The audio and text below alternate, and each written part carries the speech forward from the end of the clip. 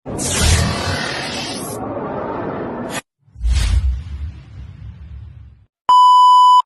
yan mga kalapatids, magandang araw sa inyo. Welcome back sa ating YouTube channel. So for today's video mga kalapatids is ito na ang pinakaiintay natin. Ito na yung final race natin, last lap, 600 miles, 1,000 kilometers mga kalapatids. So tingnan natin kung makakapagpauwi tayo ng ganung sobrang layo na distance mga kalapatids. So it's gonna be our last lap mga kalapatids. So sana is makapagpa-daybird tayo, makapagpa-clock tayo. So ngayon is Thursday, ngayon yung basketing natin, and then ang lipad ng ibon natin is sa sa Saturday. So 2 days yung ibon natin sa track.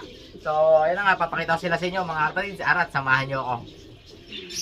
So ayan sila mga kalapatids. Ayan yung ating mga ibon na panglaban sa 1,000 kilometers race. So mga kalapatids, ayan, medyo may good news and bad news tayo ngayon. So tingnan natin.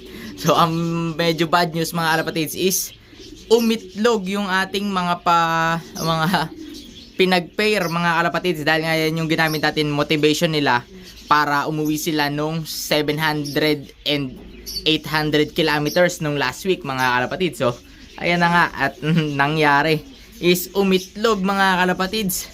Ayan na. So ito yung unang umitlog mga kalapatids. Ito yung AFL natin, AFL cross AFL, Sharky or not. Ito yung Paris niya. Yan yung 800 kilometers din natin to. Hindi nga lang to natin maikakarera sa 1,000 kilometers dahil nga wala siyang buntot mga kalapatids. So ubos. Pero ano yan, 800 kilometers clocker yan. So ito yung itlog nila. Ayan, umitlog. Ayan o. Ayan, bago pa mga kalapatids. So may dugo-dugo pa. So ito naman, sunod mga kalapatids. Ito si Corvette. Yan yung full sibling nung ating ni Bugatti. So si Bugatti, ikinarera din natin ngayon. So 800 kilometers daybird, first bird natin siya. Ayan, 10th place ng 800 kilometers yung kapatid nito, full sibling, sabay silang kumakarera mga kalapatids. So si Bugatti is AU National Ace Pigeon ng long distance, AU National Ace Pigeon ng all distance. So maganda na achievement ng kapatid nito, kaya hindi natin ililipad sa 1,000 dahil medyo risky mga kalapatids, dahil nga young bird ang ibon natin. Ang ideal na pang 1,000 kilometers is mga old bird. Ayan, so ang ikakarera na lang natin is ito. So titingnan natin kung mapapauwi natin to ng 1,000 kilometers. Pero ayun na nga, umitlog mga kalapatids. Ayan ganda oh.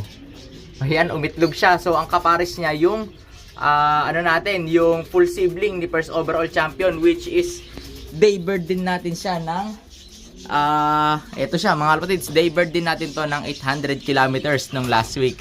Ayan, full sibling ni first overall natin yan sa Capistrano One Loop Race. Ayos, so yan mga ibon natin mga kalapatids, sana pagpalain. Ayan, so meron tayong nung last week meron tayong 7 out of 8 na napauwi ng 800 kilometers mga kalapatids. And then ngayon is ang ikakarera lang natin is 5 mga kalapatids sa 1,000 kilometers, 600 miles. Dahil nga tayo mga kalapatids, yung isa is umuwi walang buntot. Yung isa naman si Bugatti is ikinip na natin yon for future breeding natin. Gagawin natin siyang foundation breeder mga kalapatids, dahil ang ganda na ng achievement na binigay niya sa atin. So National Ace Pigeon siya mga kalapatids sa long distance and sa all distance. National Ace Pigeon mga kalapatids. Buong California and buong USA ang naglalaban-laban doon. So ayan na nga mga kalapatids, nakasungkit tayo ng Ace Pigeon. So wala talagang imposible basta lumalaban. So kahit small fancier lang tayo mga kalapatids, nakakakuha tayo ng magandang achievement. So thank you Lord. Yun naman dahil sa turo ng ating mentor Kuya Jun Saulog. Ayan, shoutout sa'yo Kuya Jun. Ayan, and then dahil din yon kay Lord God natin mga kalapatids, pinagkakaloob sa atin. And then shoutout ko nga pala nanay at tatay ko. Ayan, sobrang supportive sa akin sa lahat ng mga bagay na ginagawa ko. Ayan, shoutout sa inyo Nay, Ama, salamat sa suporta. So ayan na nga mga kalapatids, i-basket na natin to at mag-aalas 3 na ang basket. Ang start natin ng basketing is alas 3 mga kalapatids. So basket na natin to. Alright.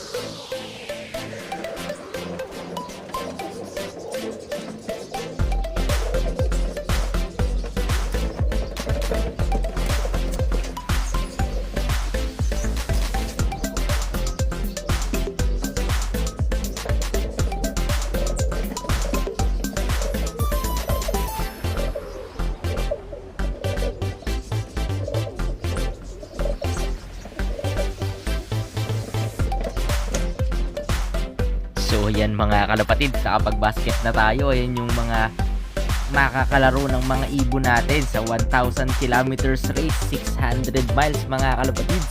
Tingnan nyo naman yung mga itsura niyang mga yan, no?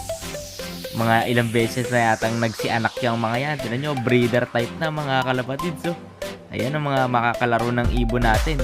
Mga 2 years old and 3 years old bird. Mga 2020, 2021 bird. So makikita nyo, tingnan nyo mga kalapatids. So breeder age na yan. Yan talaga yung mga ideal na panglaban ng 1,000 kilometers. Pero nga ang ibon natin, ang pinakabata mga kalapatids, young bird ang ibon natin. Pero sa tingin ko naman is makikipagsabayan yung ibon natin. Makikita nyo, mapansin nyo dyan is yung mga singsing nila. Yung mga nakakulay green lang na singsing, yun yung mga young bird. Tingnan nyo naman yan, no? Gandang ibon yan mga kalapatids, 2020 bird, oh. So alright, tingnan na lang natin ano magiging resulta, kung makakapagpa-daybird ba tayo o makakapagpa-uwi tayo 1,000 kilometers. So yan mga kalapatids, at nakapagkarga na tayo ng ibon natin sa club. So ang estimate na ibon na lilipad ng 1,000 kilometers is 65 birds na lang mga kalapatids. So yan, meron tayong 5 ibon doon na isinali. So sana is may mapauwi tayo mga kalapatids. And yun na nga, kumbaga itong karera natin ng 1,000 kilometers is suntok sa buwan to mga kalapatids, dahil nga ang mga ibon natin is puro young bird. So titingnan natin kung makakapagpalusot tayo ng young bird mga kalapatids. Yan, so abang-abangan natin, sabahan nyo kung mag-abang sa Sabado mga kalapatids. Pero more likely, ang sabi din sa club namin, ang uwian pa ng ibon is Sunday pa.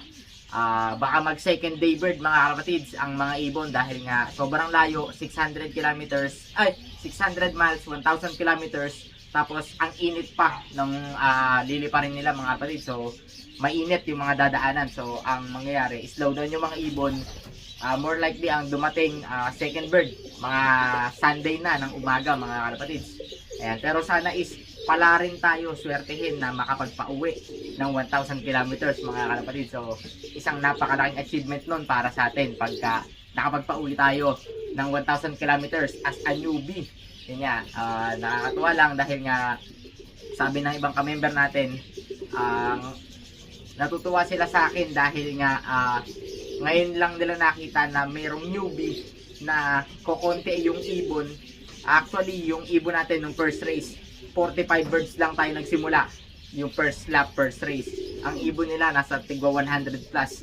Pero ngayon, natutuwa daw sila dahil ngayon na sila nakakita ng newbie puncher na kasali sa club namin na umabot ng final race na meron pang ibon. So umabot tayo ng final race, 7 pa ang ibon natin mga kalapatids. Meron pa tayong natirang 7 birds out of 45 birds at start. So yun na nga, sa 7 birds na yun, 5 ang kinarga natin sa final race mga kalapatids. So subukan natin kung makakapagpa-uwi tayo. Napakaganda achievement nun para sa atin pagka nakapagpa-uwi tayo. So ayun nga mga kalapatids, abang-abang tayo. Samahan nyo ako mag-abang sa linggo, Sunday dito, Monday sa Pilipinas. So yun na nga mga kalapatids, dito ka natapusan ang vlog natin for today. Shoutout sa inyo lahat dyan. Good luck sa lahat na may karera ngayon. Lagi lang natin tatandaan, mas maganda ang maraming kaibigan kaysa maraming kaaway. Alright? Magdum Love TV, peace out.